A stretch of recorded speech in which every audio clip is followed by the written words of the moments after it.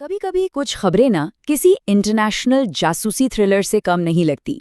सोचकर देखिए, अमेरिका से भारत के लिए मिलिट्री हेलीकॉप्टर्स चले हैं और उन्हें बीच रास्ते में ही रोक दिया जाता है।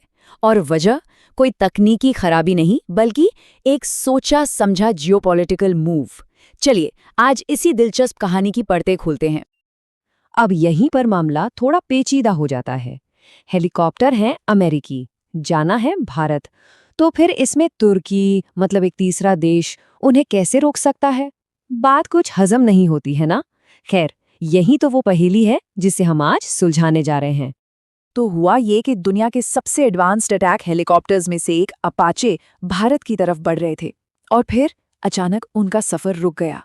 मानो जैसे किसी ने बीच हवा में एक बड़ा सा स्टॉप का साइन लगा दिया हो, और किसी को समझ नहीं आ रहा था कि आखिर ऐसा क्यों हुआ। इस पूरे मामले की जड़ तक जाने के लिए ना हमें थोड़ा पीछे चलना होगा, साल 2020 में। तब भारत ने एक बहुत बड़ी डील साइन की थी, $600 मिलियन की, 6 जबरदस्त अपाचे हेलीकॉप्टर्स के लिए। सब कुछ एकदम प्लान के हिसाब से चल रहा था, जब तक 2024 में आखिरी बैच की डिलीवरी का वक्त नहीं आया, और बस वहीं सारा खेल बिगड़ गया। तो सवाल ये है कि आखिर इन हेलीकॉप्टर्स को दुनिया के एक कोने से दूसरे कोने तक लाना कैसे था? देखिए, ये सिर्फ एक प्लेन में सामान रखने जितना आसान काम तो है नहीं। हम बात करें 13,000 किलोमीटर से भी ज्यादा के सफर की। इसके लिए एक खास तरह का बहुत बड़ा जहाज चाहिए। तो बोइंग ने ये काम दिया एंटोनोव एयरलाइंस को। ये लोग ऐसे भारी भरकम मिलिट्री कार्गो को ट्रांसपोर्ट करने में एक्सपर्ट हैं, और पहले भी भारत के लिए ये काम कर चुके हैं। तो मतलब उनके लिए तो ये एक रूटीन जॉब होनी चाहिए थी। उनका जो नॉर्मल फ्लाइट का रास्ता था वो भी बिल्कुल तय था। अमेरिका से उड़ो, यूके जाओ, फिर तुर्की में एक छोटा सा स्टॉप लो फ्यूल भरवाने के लिए, और फिर सीधा भारत। ये रूट ना जाने कितनी बार इस्तेमाल हो चुका था, बिल्कुल ऑटोमेटिक जैसा था। लेकिन इस बार ऐसा नहीं हुआ। जैसे ही प्लेन तुर्की के एयर स्पेस में दाखिल होने वाला था, उन्हें एक मैसेज मिला, एंट्री डिनाइड, परमिशन नहीं है। और ये किसी खराब मौसम या तकनीकी गड़बड़ी की वजह से नहीं था, ये एक सोची समझी राजनीतिक चाल थी। तो फिर असली वजह क्या थी? इसका जवाब लॉजिस्टिक्स की किताबों में नहीं, बल्कि डिप्लोमेसी की दुनिया में छिपा है। पर्दे के पीछे भारत और तुर्की के बीच रिश्ते कुछ ठीक नहीं चल रहे थे। ये सब शुरू हुआ जब तुर्की ने पाकिस्तान के साथ अपनी दोस्ती बढ़ानी शुरू की, जो कि जाहिर तौर पर भारत के लिए एक सेंसिटिव मुद्दा है। जवाब में भारत ने तुर्की के नेशनल डे सेलिब्रेशन का बहिष्कार करके एक कड़ा डिप्लोमेटिक मैसेज दिया, और तुर्की ने इसे हल्के में नहीं लिया। और इसीलिए तुर्की ने पलटवार किया।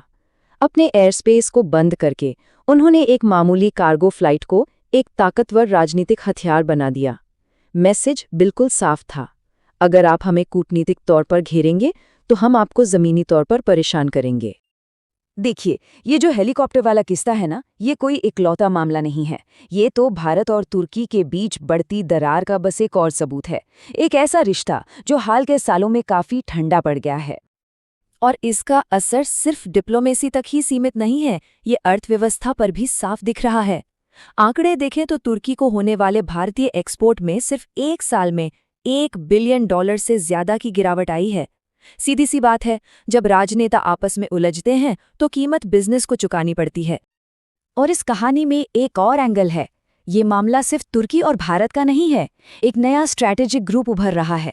तुर्की, अजरबैजान और पाकिस्तान, ये तीनों देश मिलकर इस इलाके में भारत के असर को कम करने के लिए एक दूसरे का साथ दे रहे हैं।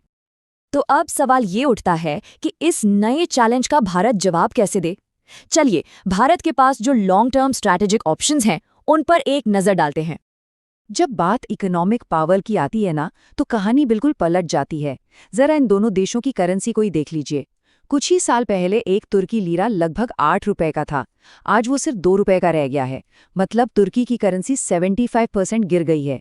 ये तुर्की की अर्थव्यवस्था की कमजोरी दिखाता है, और यही भारत को एक बड़ा एडवांटेज देता है। तो भारत के लिए आगे का गेम प्लान क्या हो सकता है? जवाब है अपनी इकोनॉमिक ताकत का इस्तेमाल करना, कुछ चीन की तरह। भारत को खुद को ग्लोबल सप्लाई चेन का इतना जरूरी हिस्सा बनाना होगा कि कोई भी देश भारत से रिश्ते बिगाड़ने का जोखिम ही ना उठा पाए। मतलब अल्टीमेट गोल एकदम सिंपल है, भारत के खिलाफ कोई भी एक्शन लेने की एक आर्थिक कीमत तय कर दी जाए, चाहे वो इन्वेस्टमेंट पर रोक लगाना हो या ट्रेड पर। एक क्लियर मैसेज जाना चाहिए इस तरह तुर्की जैसे देशों को भारत के खिलाफ कोई भी कदम उठाने से पहले 10 बार सोचना पड़ेगा।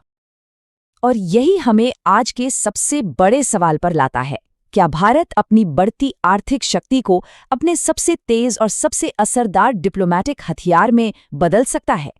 इस सवाल का जवाब ही आने वाले सालों में दुनिया के मंच पर भारत की जगह तय करेगा।